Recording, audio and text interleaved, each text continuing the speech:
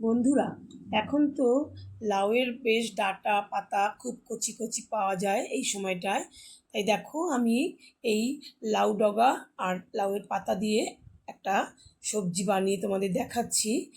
আর এর জন্য কিছু সবজি আমি নিয়ে নিয়েছি লম্বা লম্বা করে কেটে। আলু, মিষ্টি আলু, এখানে বেগুন, আর কিছুটা নিয়েছি কাঁচকলা আর পেঁপে।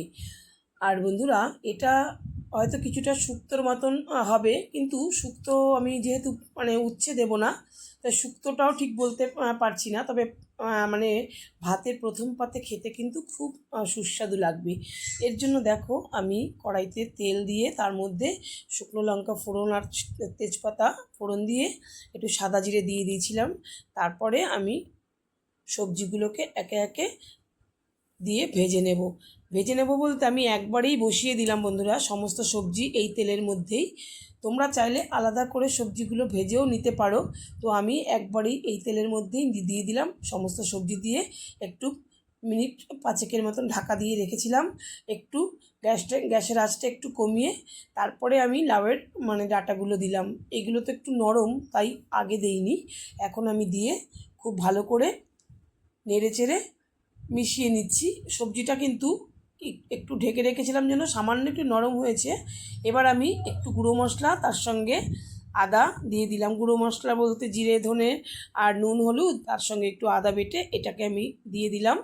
দিয়ে এই সবজিটার সঙ্গে মশলাটাকে খুব ভালো করে কষিয়ে ভেজে নেব। কিছুক্ষণ নাড়াচাড়া এরকমভাবেই করব। নাড়াচাড়া এরকমভাবে করে নিয়ে তারপরে এই দেখো, মোটামুটি ভাজা ভাজা হয়ে গেছে সবজির সঙ্গে মশলাটা। বন্ধুরা, তোমরা যারা দেখছো একটা লাইক দিয়ে দিও। আর তারপরে আমি দেখো এবার আমি লাউ পাতাটাকে এরকম মোটামুটি একটু বড় সাইজের করে কেটে রেখেছিলাম, সেটাকে দিয়ে দিলাম।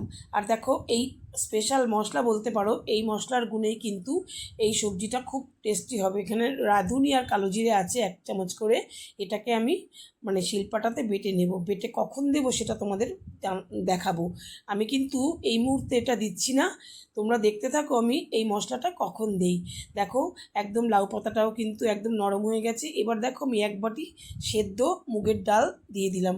যেহেতু আমি নিরামিষ তরকারিটা বানাচ্ছি, তাই সেদ্ধ মুগের ডাল আমি ব্যবহার করলাম।